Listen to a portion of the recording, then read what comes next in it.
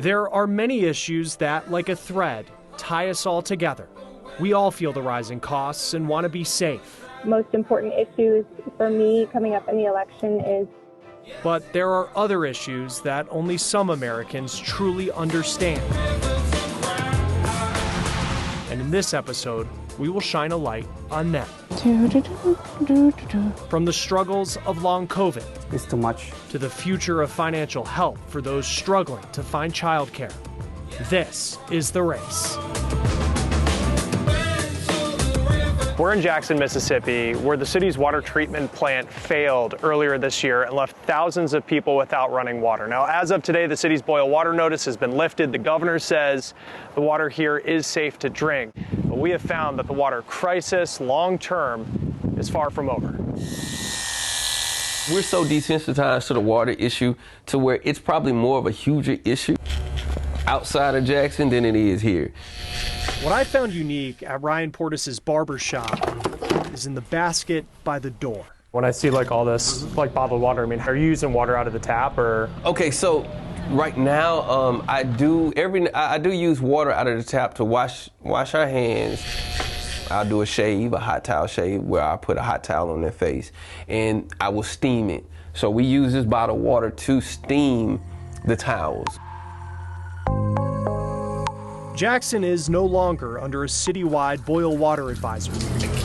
The latest lasted more than 40 days after samples showed cloudy water and raised concerns that unsafe levels of bacteria might be in the supply. The city's main water treatment facility is also now back online after heavy flooding overwhelmed its ability to treat water in August. That left the roughly 150,000 people who live here without running water for several days. Open the door and quit. Do you drink the water? No, I don't drink the water in Jackson. Ryan told me he's hesitant because of the years of problems with Jackson's water. The EPA says there have been roughly 300 boil water advisories in just the last 2 years. Grab a cup of coffee and go if you want to, or you can camp out. I met with Jeff Good, who runs 3 restaurants in Jackson. He believes in the recent repairs made to the water treatment facility. I do trust the water, and I tell you, I understand too much of how the water works. I've been to the plant, I've seen how the processes work. He showed us his kitchen. He filters all the water that goes into the food and drinks. We've had our worst month ever in the history of our restaurants, worse than COVID this past month, with a higher loss than ever. If Jackson's water concerns seem isolated, listen to Northwestern University's water infrastructure expert, Aaron Packman. A lot of our water treatment plants were built in the 1970s and 1980s, so you're looking at 50 years old. The pipes, however, can be much older. In Chicago, where I am, a lot of the pipes are 100 years old or more.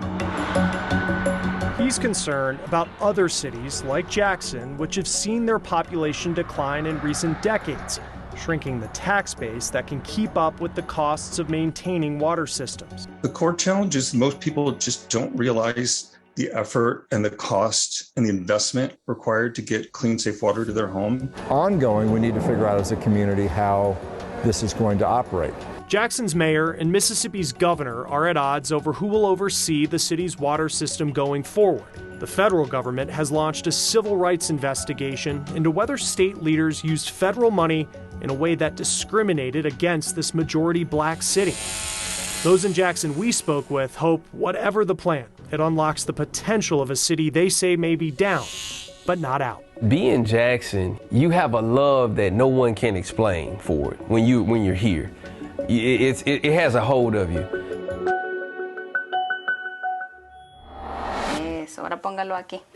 It doesn't matter the language. Muy bien. Parents, you remember the days, the books, the toys, the attention. She is almost turning 3. For Ronal and Marcela Portillo, their precious Arlette no doubt brings joy, but she also creates bills, especially childcare costs. It's too much to pay on daycare. Affordability and access to childcare are top issues on many voters' minds this election. Parents are now spending on average over $10,000 a year per child nationwide.